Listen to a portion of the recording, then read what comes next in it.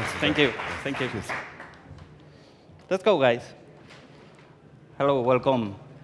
My name is José Carlos Huerta. I'm the responsible of Startups program at Bankinter Innovation Foundation, where we invest in high technological potential startups through the support of Bankinter Venture Capital Fund, because we believe innovation and entrepreneurship is the best way to promote the creation of sustainable wealth in our society. And with the same approach, we also develop the Future Trends Forum, the largest think tank of innovation in Europe. And the last edition was about artificial intelligence. And with the same topic, today we have bring CityBits, the startup that applies artificial intelligence with social data. Hello, Ivan and Jordi. Ivan, the CEO of CityBits, and Jordi, the data scientist. Could you explain what CityBits is, how it works, some details about the technology? Of course. Thank you very much for the introduction. So CityBits is a social intelligence platform that collects big amounts of social data based on text, process it, and then brings insights to governments and to cities and to companies to react faster and better, more efficiently to people's needs. In fact, our technology is quite unique for some reasons. One is that we can work with any text data, like CRM data, social media data, emails. And second is that we are language agnostic. We can work in any language of the world. But is it OK for you if I show you a little presentation about what we do? Of course, go ahead. Thank you. So we can imagine a normal street like in Barcelona. What happens? Like people start saying things, like, for example, about parking, about schools, about electric scooters. Okay? So our technology, what it's doing right now is that collecting all this data and categorizing it into important topics, like, for example, mobility or education. And then through our platform, we can send all the information to the relevant people, the decision makers, and the people who can take action. Not only this, given that we can geolocate text, we can find the points of interest of where people is speaking about what.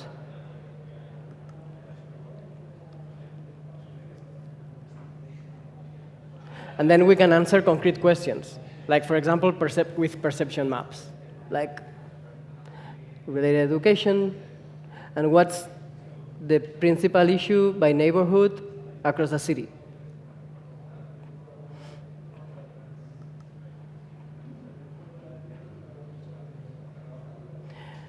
Not only this, so in the next release, what we are going to do is that, given that our technology is learning through cities and what the decision makers are doing, we can start trespassing the knowledge from one city to the other one. That means that we can go from the tactics, so providing actionable insights to the decision makers, to strategy, and also knowledge transfer. Yeah, just to show a fast view on the platform, so we can provide aggregated categories, old layers about which categories are outstanding and where, hotspots, perception maps, and also actionable insights, where everyone can deep dive into the text unit that is relevant to a topic. Yeah, so our aim is to build an ethical and transparent AI that engages decision makers of the society into becoming more responsive. No, amazing. When considering the immense power that artificial intelligence can have, the issue of ethics and what-if scenarios are frequently on top of mind. how CityBits manages the ethical challenges connected with AI. Yes, I can take this question. I think it's a very important question. It is for us. Because basically, there is this anxiety that at some point there will be machines and algorithms making decisions for us, right? It's going to be an algorithm at some point what makes the final decision whether you get a credit loan or whether you're accepted for a course or into university, all of these things. This is important. This means that technologies like ours is going to have real impact on people's lives. And that sets a standard of accountability. You have to be able to explain why you make a decision. In our vision, when we work with the city council or with the government, we want to become another variable in their model. And we want them to make decisions based on the kind of insights we can extract. These insights are about people and what has a higher social impact. And in order to become that additional variable in the model, we have to make sure that our decision is made correctly. That if we decide that an investment in public infrastructure should go here instead of there is a good reason for that. We definitely don't want that if we tell the government, you should invest €1 million in bike lanes in this city, we have to make sure there is a good reason. We don't want to have people somewhere else in the city complaining that they should have gotten that investment because their problems with bike lanes are more important. And if they do, we have to be able to reason to the city council why we made a decision. And our way of showing them is actually, as you said, as you saw, the dashboard, right? We can, the deep dive that Ivan said. We can justify every decision. We can go to the detail level of the opinion, the actual text. We can see which email motivated decision, whether there was a trend in Twitter where a lot of people were asking for a particular improvement in the cities. And we have a way of quantifying that. And that's the final variable that we send to the model. This is very important because it has actual decisions in people's lives. And it's all over our technology. Our technology has been designed as a white box where we know exactly which variables are being taken into account by our models to make the final decision. That's one way for us to approach this problem. The other way is that we make sure we understand the problem that we're trying to solve. There is some arrogance sometimes in data-driven approaches where some people think that you just need data, you don't even look at the data, you send it through the algorithm, and the algorithm comes up with a solution. And sometimes you just don't know what the solution is, and you don't know whether you're just fine-tuning for a particular metric or you're actually solving the problem. We work with partners. That's why we actually have very close relationships with city councils, with banks, big institutions with social responsibility who understand the use case, and they can tell us exactly what they need so that we can find a solution and an optimal model for them. The use case is our unit of analysis. It's very important in the way we work. Do you have any examples, any use cases? Yeah, we have many use cases. So we are working worldwide already. Just to put some brief examples related, for example, to natural disasters, we are working with partners in Japan in order to see what happens after an earthquake. Okay, what is people saying around an earthquake? And then with that information, we can build a predictive model for the next, to prevent the potential problems of the next earthquake. Another example in Japan is that we are using data from tourists from TripAdvisor and Twitter to identify, Japan is a lot of rural areas, and there are a lot of floodings in summer. So it's very difficult for a Ministry of Industry to understand where a road in which kilometer has been flooded. So we use the data from tourists to identify in which place there is needed a repair, and which is the priority for the tourist in order to repair it. Another example is we are monitoring Sustainable Development Goals across 22 countries in Latin America. The SDGs are really important, but some of them are quite vague and subjective. So what we do is to find the localization. So what's relevant for the local people related to, for example, water, or what is about employment. No, it's not the same speaking about water in Barcelona than in Madrid, for example. Imagine in Argentina or Brazil. Yeah, and another nice project that we are enjoying a lot is in Navarra. Right now, we are monitoring hate speech against vulnerable communities. So every time that in a neighborhood there is a lot of hate speech or the hate speech is increasing towards immigrants, for example, or technology is detecting it, and then the education department is, let's say, putting the budget on education in counterbalancing all this hate speech that can generate violence. Okay. And if an algorithm produces biased results, chances are that the issues is in the data itself. How we can receiving a biased sample? That's actually a very important question as well. How we can avoid receiving a biased sample? Sorry.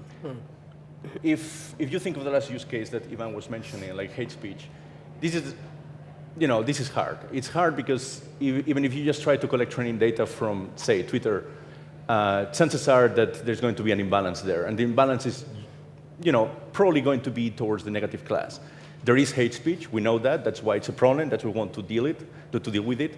And it's not as common for people to just speak normally. If they do, that's just the normal speech. You don't have a contrary category. So how do you define hate speech is important. That's why, again, we have to work with partners who help us identify exactly what do we mean by hate speech. Why is this important? But still, the data set is still going to be biased because there's going to be a lot of that, particularly if you train with a data set that is relevant for the domain, that is going to contain hate speech. And the question is the ratio. And the ratio is not the same. Like if you train on a data set that has maybe 20% hate speech, it may get used, it may be trained to identify 20% hate speech. So what happens when you have a sample where there is a 5% hate speech? There is hate speech, but the system is expecting 20%. So is it going to identify it correctly as hate speech or not? That's an issue we face, right? As you know, that's actually probably the main source of bias. There are two additional sources. One is perhaps less interesting, which is whether your model is a good model. It has enough complexity to explain the problem, right? And a silly example of this problem is, imagine that you are making a decision on who to marry just based on musical taste, right? You don't care about whether the other person wants to have children, where they're from, just musical taste. That can be a model, but it's going to be a very simple, oversimplified model, and it's not going to be a good model of who to marry, right? That's what happens sometimes. Sometimes your model is just not powerful enough. That's an issue that we solve, again, working with partners, making sure that the use case we have is a use case that we can find variables for in data, and that our representation is suitable for the problem we want to solve. Then there is the class imbalance problem, when you have more examples of hate speech than the other class, as we just described. And then there is an additional problem that is also very interesting, which is when the system is trained on data that comes with a human bias. And the curious example of this, if you think, for instance, of credit loans, has been the history of bad decisions made on maybe racial variables, right? Location in a city, when you want to make sure that people in specific areas of the city don't get a loan because you think that those areas are worse, maybe. This kind of social biases, right? That historically have been happening, and the question is, how do you prevent them from getting into your model, right? And the question is the same. For us, it's just understanding the use case and finding the representation. Why are these variables irrelevant and bad in the first place? Because they should never be used to make the decision. It doesn't matter whether somebody's black or white or man or woman in most cases, right? You want a model that makes a decision based on financial data only.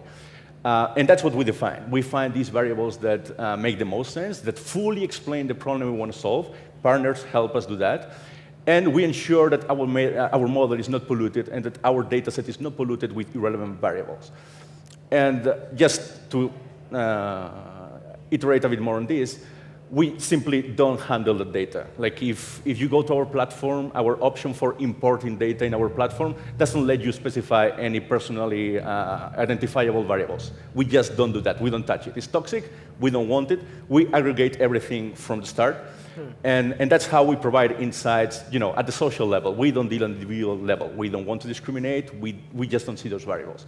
We focus on what's relevant for the problem we want to solve from a social perspective. Okay, in these last 3 minutes, we would like to open the interview with all the public. Anyone has a question? No one? questions from the audience? Yes. Okay, if you could put your hand up again. We have a microphone that's going to make its way over to you. Sorry, where was the question? Oops, I'm finding difficulty in seeing where the question Don't be was. shy. Okay, did we have a question? Yes, we have one too, all at once. Fantastic. If we could give it to that gentleman and then that gentleman, that would be lovely. If you could please introduce yourself to the room before you ask the question. Thank you. And then we'll come over to you. Hi, I'm Siddharth here. I'm an international MBA student at IE University. So my question is around the collection of data, the social data that you were talking about. Since you use the text data, is it only Twitter that you use? And do you use other sources of data as well to collect the social, what the people are talking about at a social level? So basically, just to make sure we understood, you're asking for data sources that we can actually support? Yeah, Okay. the data sources and probably the APIs that you use and how do you collect them, basically, the process of collecting data. Okay.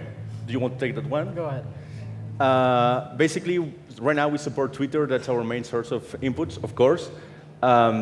We also collect from TripAdvisor. We actually pull data from the whole web host API, which gives us many other sources of data, actually. We also support email imports. Some of our clients just have big ticket systems, CRMs, where they already have handled a lot of complaints, claims, different cases. We just learn from them and customize to whatever the problem they want to solve. And and I think that's it. Well, we also support, still being tested, but conversation transcripts, right? That's also something we do. And in this conference, I'm a bit afraid because somebody started considering video, hopefully just at some transcription level, which will be fine. I definitely hope not computer vision because that's a whole different issue. But yeah, like as Ivan said, we are pretty much agnostic in that sense. We just need textual data, whatever the source. We don't care. And actually, at some point, we used to have the problem between long texts and short texts. We fixed that, went through some iterations, but so right now we are source agnostic. One more quick question from the gentleman over there. If you could introduce yourself, please. Thank you. Hi, my name is Kit Lam. I'm the Chief Innovation Officer for Samsung. So how do you take care of privacy and GDPR? Yeah. Essentially, it's the same point as I made before. Like, we make sure that as of right now, we are GDPR compliant, but still, for some areas of our system, we are still not sure on the details. We are undergoing audits right now to make sure everything is okay. So for those, we just don't collect the data. We don't use any personal details. We just collect textual data, raw, and that's where we extract all the insights that will go into the final report. So as of now, we deal with it by avoiding the problem altogether, except in the areas where we have to comply, then we have compliance. But that's it. I think that's the... Yeah, I would add, it depends. It's case by case, but there are projects that, for example, the data is very sensitive, so we can put on-premise raw technology in the house of the customer, so they use it and they take care of that. But by default, so we are funded by the United Nations, we are audited by the United Nations. That means that we have to be GDPR compliant, and we try to put a lot of limits in the input of the data, so we cannot mess it up later. Time is gone. Thank you, guys. Thank you for being here, sharing your knowledge and your background with us. Wonderful. Thank you so much, Jose, Ivan, and Jordi. Wonderful, wonderful panel there. Brilliant. So we've really, on